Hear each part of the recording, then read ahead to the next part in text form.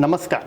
1995માં ગુજરાતમાં ભારતીય જનતા પાર્ટીની સરકાર બની ત્યારથી લઈને આજ સુધી ગુજરાતમાં માત્ર ભારતીય જનતા પાર્ટીની સરકાર છે. 30 વર્ષ થઈ ગયા પરંતુ હજી સુધી ગુજરાતમાં વિપક્ષને મોકો નથી મળ્યો. એ પછી કોંગ્રેસ પાર્ટી હોય કે પછી આમ આદમી પાર્ટી, માત્ર ભારતીય જનતા પાર્ટીને જ મોકો મળે છે. ભાજપની આવી રાજનીતિ કેવા પ્રકારની એક ભાજપ પાછળ એક રાજનીતિ રમાઈ રહી છે કે જેના કારણે ગુજરાતમાં આટલા વર્ષો સુધી પણ ભાજપને જ મોકો મળી રહ્યો છે. આ બધી અલગ અલગ વિષયો ઉપર થોડીક ચર્ચા કરવી છે અને આજની આ ચર્ચામાં મારી સાથે રાજકીય વિશ્લેષક રમેશભાઈ ચૌધરી જોડાયા છે, તો એમની સાથે થોડીક વાતો કરીએ. સચેત વિજય શોમાં તમારું સ્વાગત છે સાહેબ. નમસ્તે સર, પહેલાં તો મારે એક વાત સમજવી છે કે ગુજરાતમાં 30 વર્ષથી કન્ટિન્યુ ભારતીય જનતા પાર્ટીની સરકાર સત્તામાં ચાલી રહી છે, તો ગુજરાતના હિતમાં શું આ યોગ્ય છે ખરું કે પછી વિપક્ષને પણ મોકો મળવો જોઈએ? વિજયભાઈ, સંપૂર્ણ એક અથ્થું શાસન એ કોઈના હિતમાં નથી. ગુજરાતની તો વાત છોડો, પણ જ્યારે આટલા વર્ષો સુધી એટલે 30 વર્ષ સુધી એક જ પાર્ટીનું શાસન થાય ને, તો ક્યાંક એના દુષ્પરિણામ અત્યારે આપણે જોઈ રહ્યા છીએ. એટલા બધા આંદોલનો થાય છે, એટલા બ્યુરોક્રેસી હાવી થઈ જાય. આ એક મેન તકલીફ આ છે. આપણને ઘણી વખત એવું લાગતું હોય કે શાસન રાજકીય નેતાઓ કરે છે, તો વિજયભાઈ આમાં પડદા પાછળ સત્ય બીજું હોય છે કે શાસન હંમેશા બ્યુરોક્રેસીના હાથમાં હોય. એટલા માટે બ્યુરોક્રેસી જો લોકશાહી ઉપર, ડેમોક્રેસી ઉપર હાવી થશે, એટલા માટે વિપક્ષ જરૂરી હોય છે. અને આટલું સળંગ આપણે છેક દાખલા જોઈએ નાઝી એટલે કે હિટલરના, જ્યારે જનતાએ સંપૂર્ણ જનતાએ ચૂંટ્યા છે ને એમને, પરંતુ જ્યારે એક અથ્થું શાસન આવે એટલે આના દુષ્પરિણામ ચોક્કસ આવતા હોય છે. આજે કાંડ થયા ડીસામાં, જે રિસેન્ટલી કાંડ થયો, મોરબી બ્રિજ, આ બધી જે ઘટનાઓ થઈ રહી છે, ક્યાંક એક જ શાસન, એક જ પાર્ટીનું જે શાસન છે એને કારણે થઈ રહ્યું છે. ઘટનાઓ તો આપણે એવું ના કહી શકીએ કે એક જ પાર્ટીના શાસન, પણ ઘટનાઓ પાછળ ના, પણ ક્યાંક સરકાર પણ બેદરકારી દાખવી, ક્યાંક એ વિપક્ષ એટલી મજબૂત નથી, સવાલો નથી ઉભા થતા, એનો જે ક્યાંક પરિણામ કોઈ એને પૂછવા વાળું જ્યારે ના હોય ને, કોઈ પણ બરાબર, ત્યારે એક અતિની ગતિ ના હોય, આપણી ભાષામાં કહેતા હોઈએ. એટલે જ્યારે તમારે કોઈ એને પૂછવા વાળું જ નહીં હોય, એટલે એ દુષ્પરિણામ એના ટૂંક સમયમાં ને હજુ તો વધારે આવવાની કદાચ મને તો એવું દેખાઈ રહ્યું છે કે જો વિપક્ષ મજબૂત નહીં થાય તો પ્રોબ્લેમ વધારે થશે. કેમ કે આવનારા સમયમાં જે દૂર દૂર સુધી ક્યાંય એવું લાગતું જ નથી કે વિપક્ષની સરકાર પણ બની શકે, એટલે કદાચ આ એક થોડુંક ગુજરાતના હિતમાં ન કહી શકાય, રાઈટ? હા, ચોક્કસ એવું નથી હોતું કે દૂર દૂર સુધી ના બની શકે.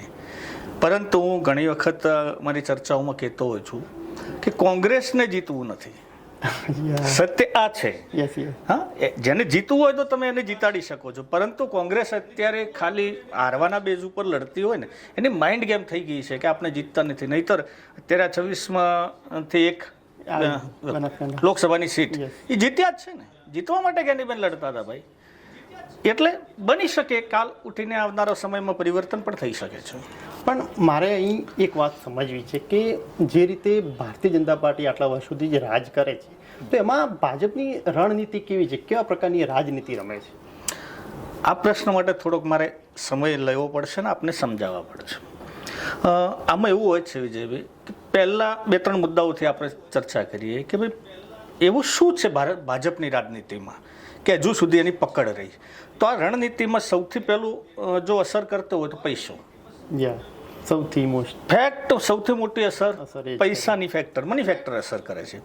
એટલી મોટી પાર્ટી થઈ ગઈ છે, આટલા વર્ષોથી એટલા બધા એમને ફંડ મેળવવામાં એ સફળ રહે છે, અને જ્યારે પૈસો અતિશય આવે છે એટલે સૌથી મહત્વની ભૂમિકા તો આની છે ને. જેમ આચારસંહિતા પેલા ચૂંટણી પંચ કહેતું હોય કે 60 કે 70 લાખમાં ઇલેક્શન લડી લો, આનાથી ઇલેક્શન નથી લડાતું. સમથિંગ કશું નહીં તો 8 થી 10 કરોડ રૂપિયા નોર્મલ જોઈએ. કોંગ્રેસ કને આ નથી. બીજું ફેક્ટર કે યુવાનોને આકર્ષવામાં ભારતીય જનતા પાર્ટી સફળ પણ રહી અને એમને જકડી પણ રાખ્યા. કેવી રીતે યુવાનો આકર્ષાય એ પણ સમજો કે નાના મોટા કોન્ટ્રાક્ટરો આપી દેવાના એમના જ કાર્યકર્તાઓને, એનાથી પૈસો ક્રિએટ કરશે અને એ પૈસા પાછા યુઝ કરશે ભારતીય જનતા પાર્ટીના પ્રચારમાં. હવે એ નાના યુવાનને ખેસ ધારણ કરી લીધો, જબ્બો પહેરી લીધો, એક સારી ગાડી મળી ગઈ, કારણ કે કોન્ટ્રાક્ટ દ્વારા પૈસા એમને મળે જ છે, તો એને જોઈને પાછા બીજા 10 યુવાનો એના પાછળ આકર્ષા છે. એટલે ભાજપમાં એક આ નીતિ પહેલી રહી ગઈ, યુવાનોને જાળવામાં સફળ રહી. ત્રીજી કે સોશિયલ મીડિયાની શરૂઆત લગભગ મારા ધ્યાન મુજબ 2006માં ફેસબુક આવ્યું હતું. વોટ્સઅપની શરૂઆત 2009માં ભારતમાં થઈ.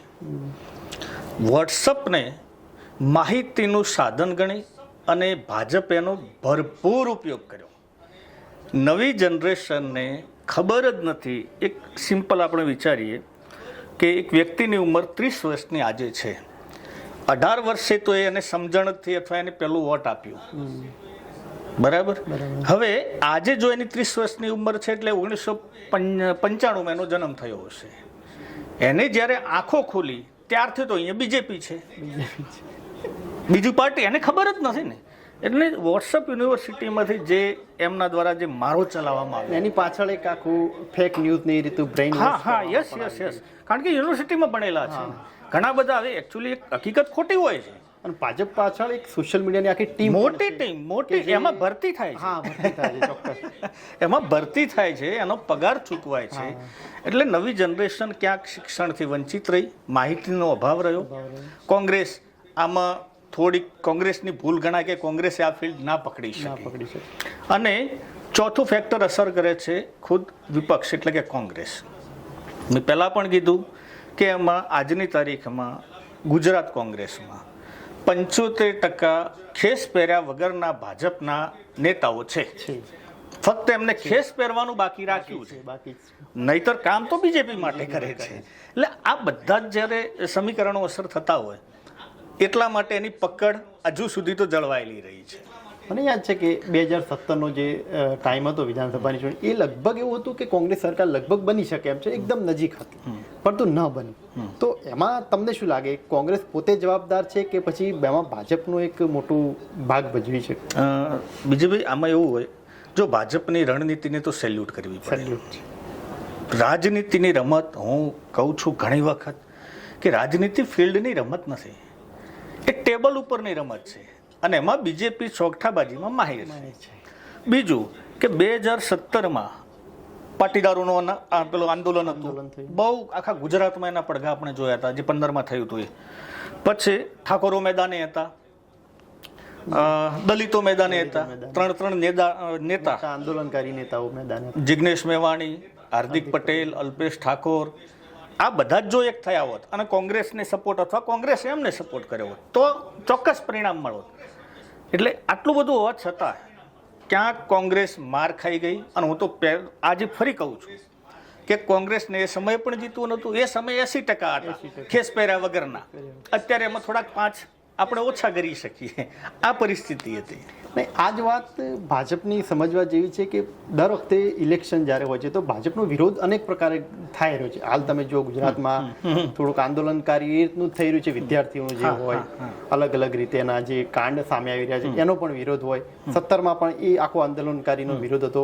લોકસભાની ચૂંટણી વખતે પણ પુરુષોત્તમ રૂપાલાનો એટલો વિરોધ, છતાં પણ કંઈ ભાજપને એટલું મોટું નુકસાન નથી થતું.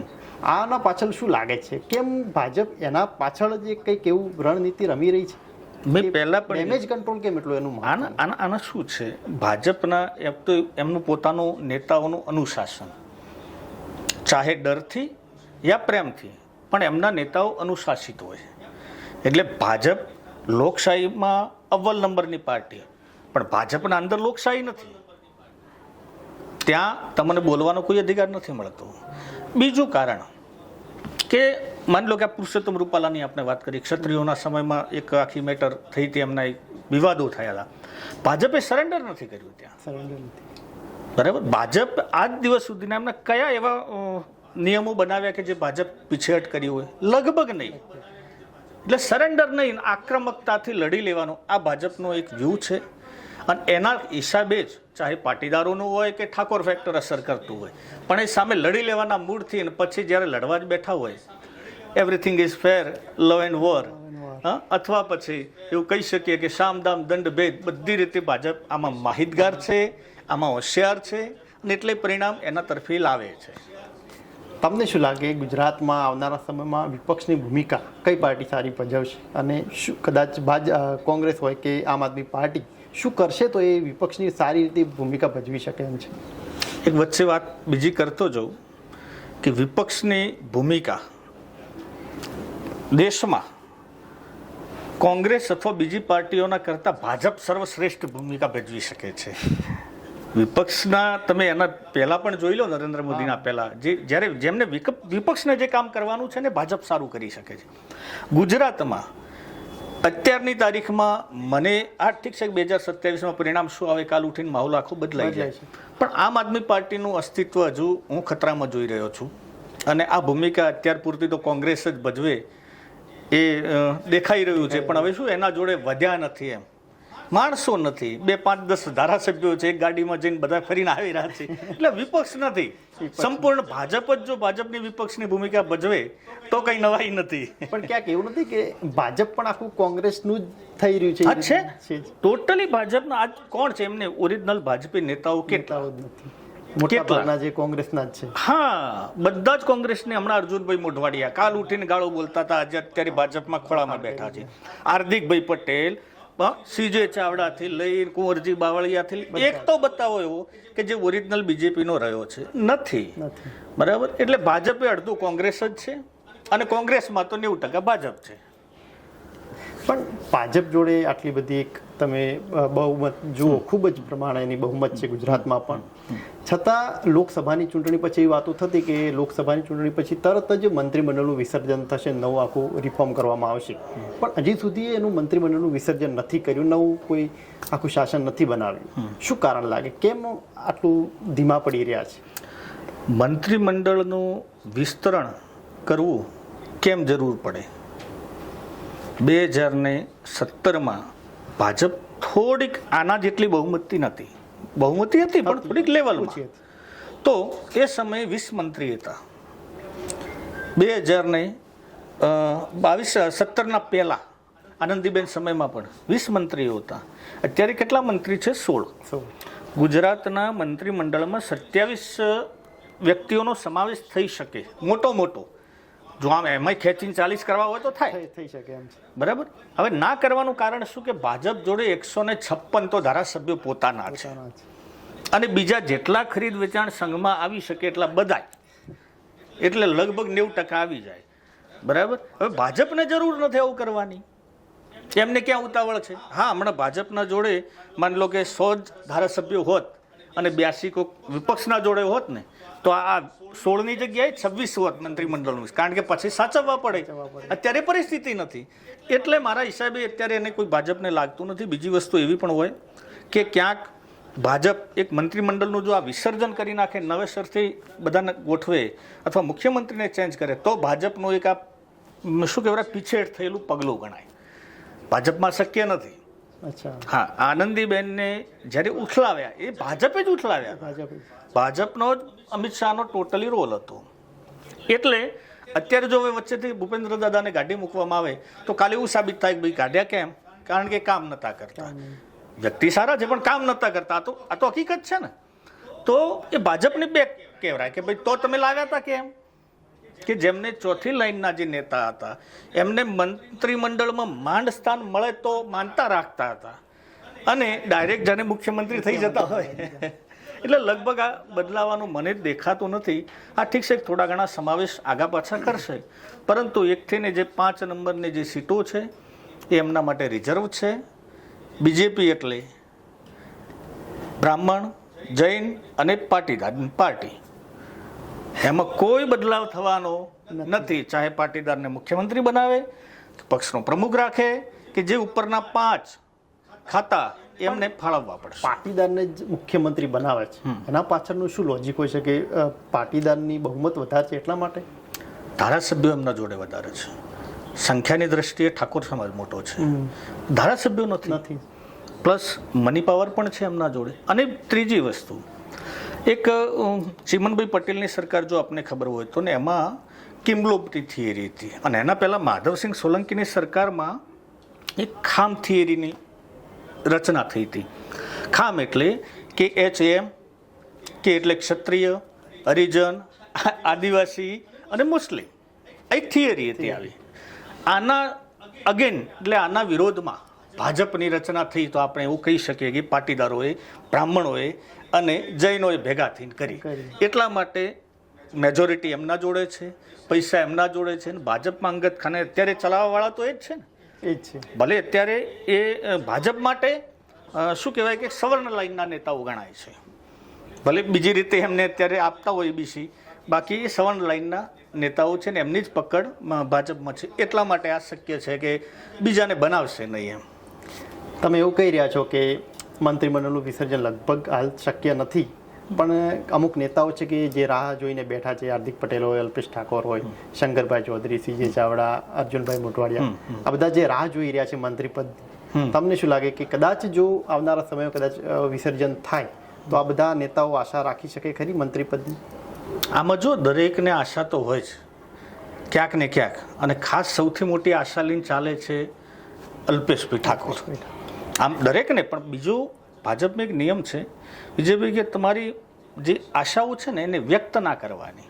તમે માગશો તો કંઈ નહીં મળે ત્યાં, બરાબર.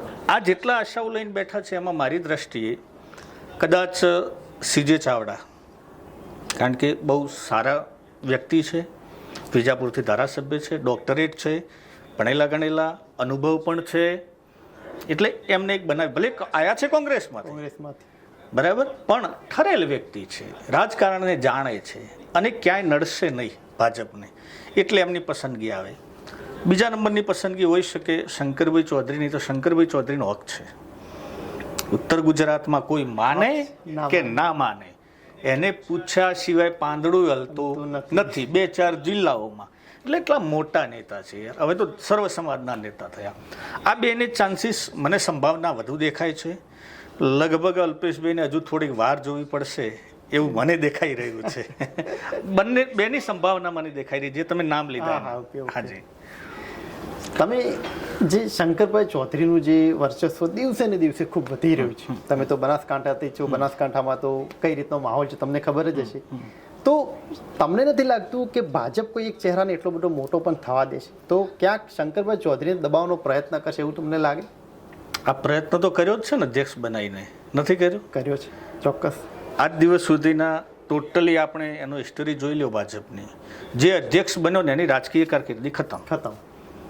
એટલેથી અમને પાછું વળવાનું હોય, પછી રાજ્યપાલના સપના જોઈ લે, નહીતર બીજો કોઈ ચાન્સ હોતો નથી. પણ એમાં એક વસ્તુ છે કે આની પહેલા જે પણ વિધાનસભાના અધ્યક્ષ હતા એમનું એટલું વર્ચસ્વ નહોતું. હાલ બધાને ખબર છે કે વિધાનસભાના અધ્યક્ષ કોણ, તો કે ભાઈ શંકરભાઈ ચૌધરી. આટલું વિધાનસભાના અધ્યક્ષ હોવા છતાં પણ એમનું વર્ચસ્વ છે જ, વધી રહ્યું છે, વધે. પણ એમાં મેં કીધું ને કે એમના જોડે એક તો ઉત્તર ગુજરાતનો ચૌધરી સમાજ એમના સપોર્ટમાં છે, પ્લસ સહકારી માળખાની પકડ છે. અને સાહેબ સહકારી માળખું એટલે કંઈ મંત્રી 2-3 મંત્રી પદ હોય ને કેબિનેટ એટલા લેવલનું છે. કારણ કે સહકારી માળખાથી શું હોય, આમાં તમે ડાયરેક્ટ વોટરના ઘર સુધી તમારી પહોંચ હોય. ધારાસભ્યની એટલી પહોંચ ના હોય. પહેલે તો ડેલી સવારમાં અને સાંજે 2 ટાઈમ એની પહોંચ ત્યાં પકડાઈ રહી.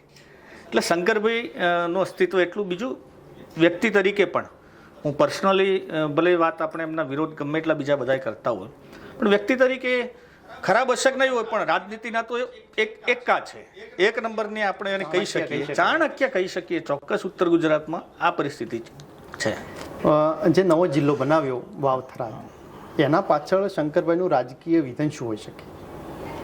મારી દ્રષ્ટિએ જોવા જાઉં ને તો આમ એ દિવસે 3 જિલ્લા નવા બહાર પડવાની સંભાવના હતી. 3 જિલ્લા એટલે એક વડનગર, એક બનાસકાંઠામાંથી વાવ-થરાદનો એક જિલ્લો અને એક વિરમગામના જોડેનો જિલ્લો. આ 3ની પૂર્ણ સંભાવનાઓ હતી. 3ના જોડે 3ની ફાઇલો તૈયાર હતી. અને સૌથી પહેલાં કદાચ ગુજરાતમાં સમાચાર આપ્યા હોય તો મેં જ આપ્યા હતા કે ભાઈ 2 દિવસ કે 2-4 દિવસમાં જાહેરાત થાય છે. મારી એના ઉપર પકડ હતી. પેલા 2ને ના બનાવ્યા અને સીધા થરાદની જાહેરાત કરી દેવામાં આવી. હું આના પાછળ કદાચ જવાબદાર માનતો હોય ને તો એક લોકસભામાં એક તો શંકરભાઈ જે રેખાબેનની ન જીતાડી શકે એટલે થોડીક પીછેહટ હતી, એનો એક કવર થઈ જાય. એ પ્રજાના ત્યાં પાણીના પ્રશ્નો છે એટલે શંકરભાઈ ત્યાં સારું કાર્ય કરી રહ્યા છે. અને ત્રીજું, નવા જિલ્લા બનવાથી સહકારી માળખે મોટી અસર થાય એમ હતી. આની પકડ એમને આનો ફાયદો સહકારી માળખું એટલે ડેરી છે, બનાસ ડેરીની ચૂંટણી આમાં લેવાની એમની મહત્વાકાંક્ષા હોઈ શકે, એટલે જ એમને આ જિલ્લાની થોડીક વહેલી પેલી જાહેરાત કરી દીધી. નહીંતર તો હજુ 8મા 9મા મહિનામાં ઓફિસો ત્યાં બની નથી, કેમ જાહેરાત કરી હોય? પણ એ કારણ ચોક્કસ હોઈ શકે છે આનું સહકારી માળખામાં. કારણ કે વિચારો કે માની લો તમારે એક જિલ્લો નવો બની ગયો એટલે પછી તમે એક જિલ્લાવાળા એક થઈ જાઓ એટલે એના અંદર 5 વોટ છે ભાઈ, 6 વોટ સ્વાભાવિક છે કે, અને 7 તાલુકા લીધા એટલે ત્યાંના તો 7 વોટ થયા. એટલે આ અસર ચોક્કસ એવું કરતું હોઈ શકે. મારી સંભાવના, મારું મગજ આ કહે છે. બનાસકાંઠામાં એન્ટી શંકર ચૌધરીનો એક પ્રોપેગેન્ડા ચાલુ છે. લોકસભાની ચૂંટણીમાં પણ એ જોવા મળ્યું, એ પછી ભાજપના જ નેતા હોય તો પણ ક્યાંક એન્ટી શંકર ચૌધરીનો પ્રોપેગેન્ડા ચોક્કસ ચાલી રહ્યો છે. તો એ પ્રોપેગેન્ડાથી શું બનાસકાંઠા કોંગ્રેસને ફાયદો થશે ખરો? બનાસકાંઠા કોનું? આમ છેકથી કોંગ્રેસની પકડ રહેલી છે. આ ફેરે કોંગ્રેસના 2022માં 4 ચૂંટાઈને આવ્યા હતા ધારાસભ્યો, 4 ભાજપના હતા અને 1 અપક્ષ માવજીભાઈ દેસાઈ ધાનેરાથી. એટલે 4માંથી ગેનીબેન નીકળી ગયા, એના બદલામાં તો એ સીટ ખોઈ બેઠા, એટલે 36 છે.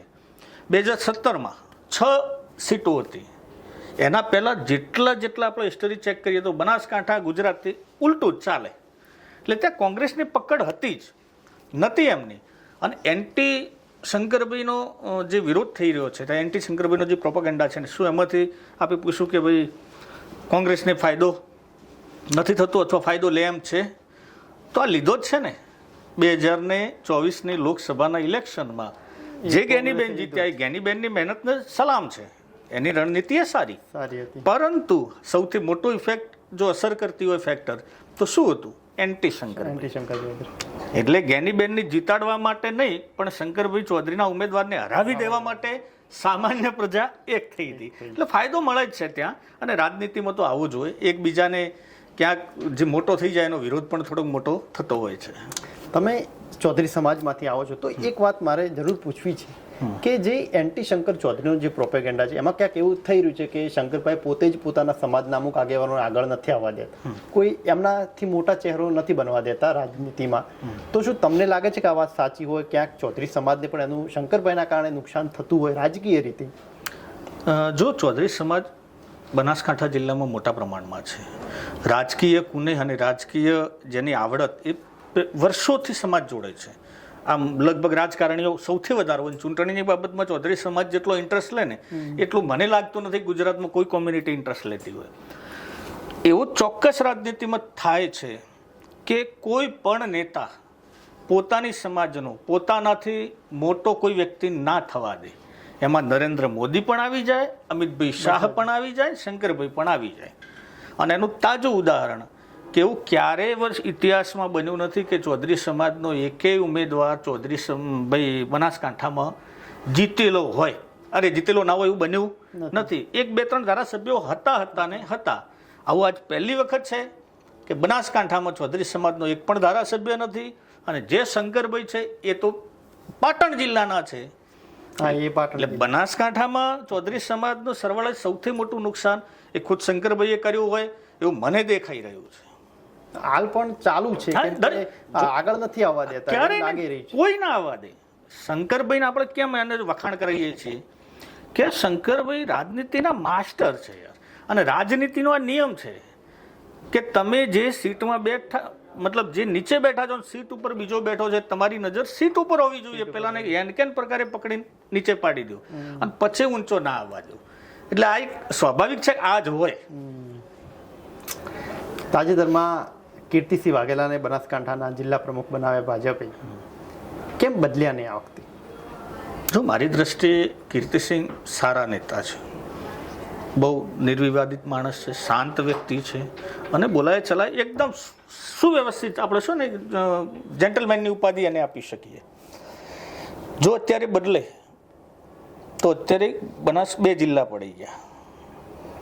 8મા મહિનામાં કદાચ વાવ-થરાદ જિલ્લાની સત્તાવાર ઓફિસો ત્યાં થાય, એટલે ફરીથી એમને પાછા ત્યાં નવા પ્રમુખ આપવા પડે. એની રચના કરે તો અહીંયા પણ એમને ચેન્જ રહેવું પડે. એટલે 2 પ્રમુખ તો થવાના જ છે. 2-4 મહિનાના ગાળામાં કદાચ આવી જશે બીજું. એટલે આ વિવાદ ઊભો ના થાય એટલે કહેતા એમને મગજ એવું હોઈ શકે કે ભાઈ થોડુંક ચાલુ લઈ લો, 2-4 મહિના ખેંચી લો, પછીથી બે અલગ કરશે.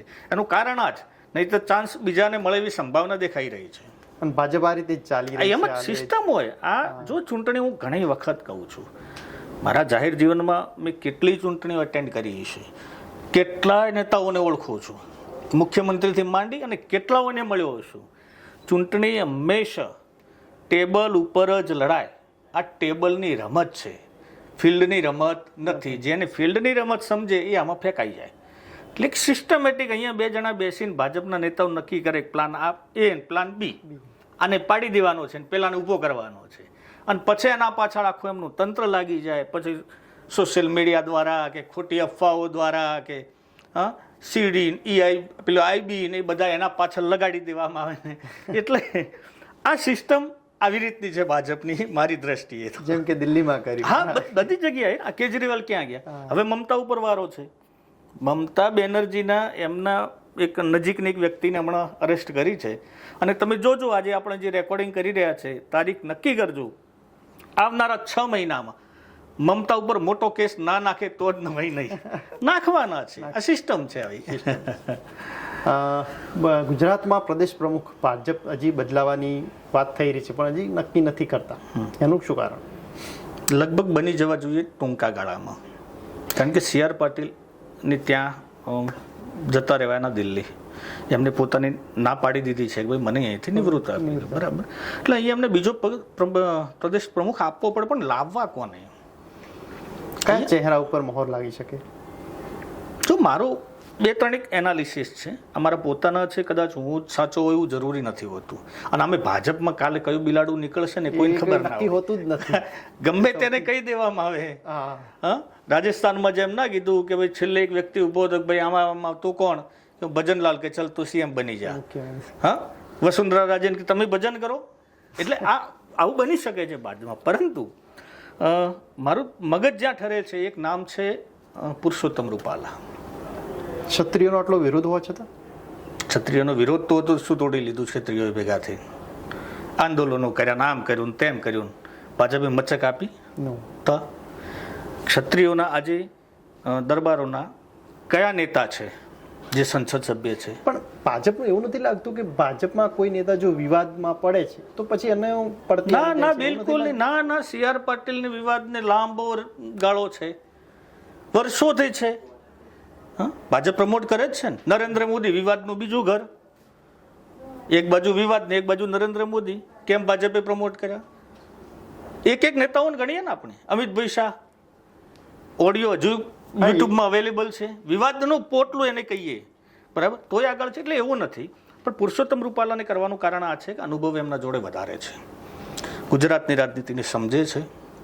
પ્લસ અત્યારે એમના જોડે કોઈ ખાતું નથી, સુખ શાંતિ બેઠા છે, બરાબર. અને 156 ધારાસભ્યો, 25 લોકસભાના, 11માંથી 10 એટલે 10 રાજ્યસભાના સાંસદો, કુલ આટલામાંથી એમની પસંદગી કરવાની હોય તો મારી દ્રષ્ટિએ કદાચ પુરુષોત્તમભાઈ રૂપાલાને એમને ચાન્સ મળી શકે છે. કારણ કે પાટીદાર શું કહેવાય, બ્રાહ્મણ, જૈન અને પાટીદાર, BJP, આ 3માંથી જ એમની પસંદગી કરવાની છે. બીજાને તો કોઈ નંબર આવવાનો નથી ત્યાં. અને 3માંથી જો આપણે નામ ગણતા હોઈએ તો CR પાટીલે જેટલી હાઈપ બનાવીને ગયા છે ને ભાજપની, એને જાળવી રાખવી હોય તો એક સારો અનુભવી માણસની ત્યાં જરૂર છે. એટલા માટે 30 વર્ષથી ભાજપ જે રાજ કરે છે, અને હવે તમે જુઓ તો ક્યાંક આ લોકસભાની ચૂંટણી વખતે થોડુંક એવું થયું કે ભાજપમાં એક વિરોધના વંટોળ ઉભા થયા, ભાજપમાં ક્યાંક વિદ્રોહ થતો હોય એ તો જોવા મળ્યું. તમને એવું લાગે છે કે હવે આવનારા સમયમાં કદાચ ભાજપનો ડાઉનફોલ આવી શકે એમ છે? ડાઉનફોલ કેમ કે કોંગ્રેસથી જ આખી ભાજપ ભરાઈ રહી છે, ક્યાંક ભાજપમાં જ હવે વિવાદ ઉભા થશે કદાચ? જો ભાજપને પહેલા હરાવશે તો કોંગ્રેસ નહીં હરાઈ શકે. ભાજપને ખુદ ભાજપ હારશે. ભાજપને ભાજપ વાળા જ હરાવશે. કારણ કે ત્યાં કોંગ્રેસ કે ભાજપ કે વિચારધારા કે આવું બધું જતું રહ્યું. એ સમયે 1980-90ના દશકા સુધી મર્યાદિત હતું. હવે તો કોઈ પણ તમે ગમે એવા છો, તમારા જોડે પૈસા છે, તમે જીતી શકો છો તો આવી જાઓ. એક આ નિયમ કરી દીધો. બીજું, કોંગ્રેસના કેટલાય ભ્રષ્ટાચારીઓ હતા એમને પણ લાવી દીધા છે. કારણ કે આ તો શું છે કે એવું વોશિંગ મશીન છે, તમે નાખ્યા ને બહાર નીકળ્યા એટલે ગંગામાં નાયા એટલા પવિત્ર થઈ જાઓ તમે, બરાબર. એટલા કદાચ આ કોંગ્રેસ બેક રિટર્નમાં આવી શકે નહીં, પણ ભાજપ ડાઉનફોલ ચોક્કસ થઈ શકે છે. અને જે દિવસે હું માનું છું કે આ એક નરેન્દ્ર મોદીના ચહેરા અને નરેન્દ્ર મોદીનું ગુજરાત તરીકે જે દુનિયામાં ઓળખાય છે, જે દિવસે નરેન્દ્ર મોદી રાજનીતિમાંથી સહેજ આગા પાછા થયા ને એ દિવસે ભાજપના અહીંયા પાંખડા વેરાઈ જવાના છે. કારણ કે અંદરથી ભારેલા અગ્નિ જેવી પરિસ્થિતિ છે, કોઈ રાજી નથી ત્યાં. ખુદ ભાજપ પણ હમણાં પેલો વચ્ચેમાં આવ્યું હતું ઋષિકેશ પટેલનું, હા, કે ભાઈ રજનીશ પટેલને બધા ચર્ચા કરતા હતા, બરાબર, જે કરવું હા જે થવું હોય થઈ જાય, બરાબર છે. એટલે બધા ધરાઈને બેઠા છે. પણ આ એક થોડુંક હજુ જે ડર છે એ મોદી સાહેબનો છે, અને મોદી સાહેબ આગા પાછા થયા નથી તો ડાઉનફોલ ચાલુ. કોંગ્રેસને કેવી રીતે હારી? જ્યારે અતિશય કોંગ્રેસીઓ જ બધા થઈ ગયા, બરાબર. 1985 સુધી કોંગ્રેસ વન વે હતી. એ દાડે ત્રીજા પક્ષો હતા જ, ભાજપ નથી, ત્રીજા પક્ષ તો બીજા હતા ને. હા, એટલા માટે. અને એ સમયે માધવસિંહનું આપણે નિવેદન લેતા હતા, બધાએ સાંભળેલું છે આખા ગુજરાતમાં કે આ પટલાણીઓને તેલની શીશીની લાઈનમાં ઊભી કરી દેવાની છે, આવું બેફામ બોલતા હતા, બરાબર. આટલું બધું જ્યારે અતિશય વધી ગયું એનો ડાઉનફોલ આવ્યો. અત્યારે એમને સમ ખાવા પૂરતા 10-15 ધારાસભ્યો નથી મળતા. સાચા તો એમાં માંડ 1-2, નહીતર ભાજપના કેસ વગરના છે. એટલે ચોક્કસ ડાઉનફોલ આવી શકે છે. ભાજપને કદાચ ભાજપ જ હરાઈ દે તો નવાઈ નહીં. હા, અનુશાસન આટલું બધું ના આવવું જોઈએ. લોકશાહીમાં આપણે અહીં અમદાવાદમાં છો, આપ કમલમમાં જતા હો, કમલમમાં જઈને તમે એના કહો કે ભાઈ મારે પક્ષના પ્રદેશ પ્રમુખ અથવા સંગઠન મંત્રી, હા, કોઈ પણ પ્રભારીને મળવું છે, શું તમને ટાઈમ મળશે? ના મળે. અને એમાં જો તમે ભાજપના હોય ને તો શિસ્તમાં જવું પડે, ઊંચા અવાજે બોલો ના આપ. એ જ વસ્તુ પાલડીમાં કોંગ્રેસની ઓફિસ છે, ત્યાં નીચે ઊભા બૂમ મારવાની, કોંગ્રેસ પ્રમુખના નામની હેઠો ઉતર નામ કરવું છે તેમ. સાહેબ પ્રમુખ તમારા જોડે આવશે. એટલે સાચી લોકશાહી જે નેતાઓની છે એ કોંગ્રેસમાં છે, ભાજપમાં નથી. ભાજપે તો આમ બેટા એવું આપણે કહીએ ને કે સોટીની મારથી કંટ્રોલમાં રાખે છે. Thank you so much sir, અમારી સાથે વાતચીત કરવા. ખૂબ મજા આવી તમારી સાથે વાતચીત કરીને. Thank you.